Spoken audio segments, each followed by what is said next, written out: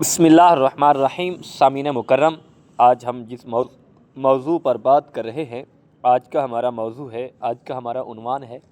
कि कुरान पाक की तिलावत करने का अजर क्या है, कुरान पाक की तिलावत कैसे करनी चाहिए और कुरान पाक की तिलावत किस अंदाज से करनी चाहिए, और सूरत इखलास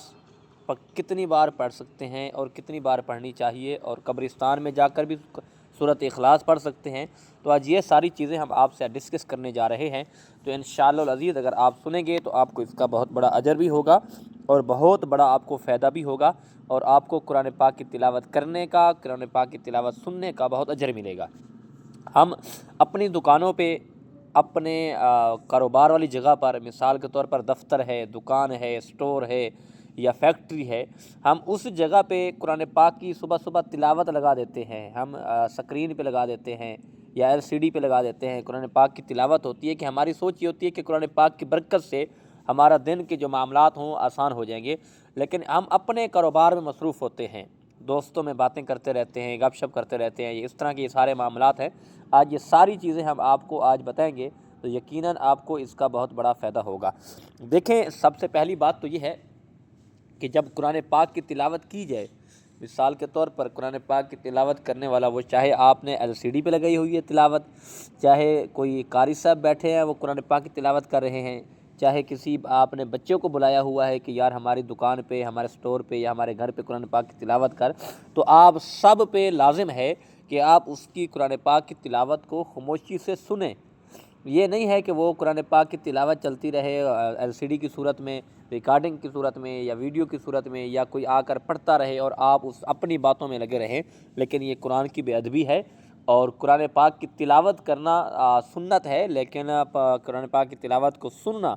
यानी जो पढ़ रहा है, जो तिलावत कर रहा है, वो सुन्नत अदा कर रहा है, लेकिन कुरान पाक को सुनना गौर से ये फ़र्ज़ के ज़ुमरे में आ जाता है, लाजिम हो जाता है कुरान पाक की तिलावत को सुनना। लेकिन हमारे माशरे में तो ऐसी बहुत सी चीज़ें हैं जो कुरान पाक की तिलावत शुरू कर देते हैं, लगा देते हैं, वो चलती रहती है, लेकिन अपने कारोबार में मसरूफ़ रहते हैं, अपनी गप्पों में, दोस्तों में,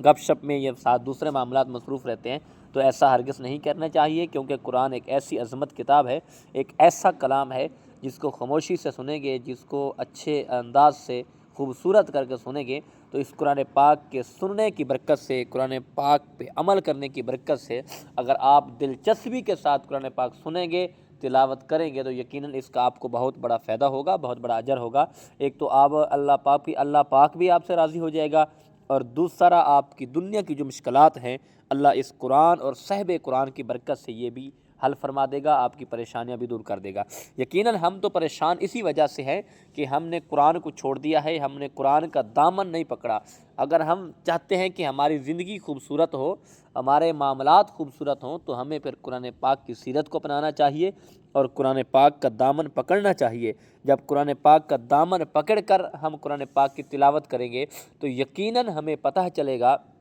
कि हम कुरान पाक की तिलावत कर रहे हैं और हमें इसका अजर और सवाब मिल रहा है। लेकिन कुरान पाक सूरत इखलास कब्रिस्तान में जाकर पढ़ें तो इसका बहुत बड़ा फ़ायदा है। और हमारे बुज़ुर्ग फरमाते हैं कि सूरत इखलास अगर 11 मरतबा पढ़ के पूरी कब्रिस्तान वालों को ईसा अली सवाब की जाए, तो यकीनन जब वो बंदा दुनिया से रुखसत होगा तो कब्रिस्तान वाले उसका इस्तकबाल भी करेंगे, और वो रूहें जो हैं रब्बे ज़ुल जलाल की बारगाह में सिफारिश भी करेंगी कि मौला ये तो वो नेक आदमी है, वो नेक शख्स है जो कब्रिस्तान में आया करता था और हमें तोहफ़े भेजता था, सूरत इखलास पढ़कर तेरे कलाम की तिलावत करके हमारे पास ये कलाम भेजता था, मौला इसे माफ़ कर दे। तो यकीनन अल्लाह रब्बुल इज़्ज़त उनकी सिफारिश कबूल करके उसे माफ़ कर देगा। और हमारी यही इल्तिजा है और हमारी यही गुजारिश है कि कुरान पाक से दामन अपना मजबूत रखें, कुरान पाक की तिलावत करें। अल्लाह हमें कुरान पाक की तिलावत करने की और कुरान पाक सुनने की तौफ़ीक़ अता फ़रमाए। वमा तौफ़ीक़ी इल्ला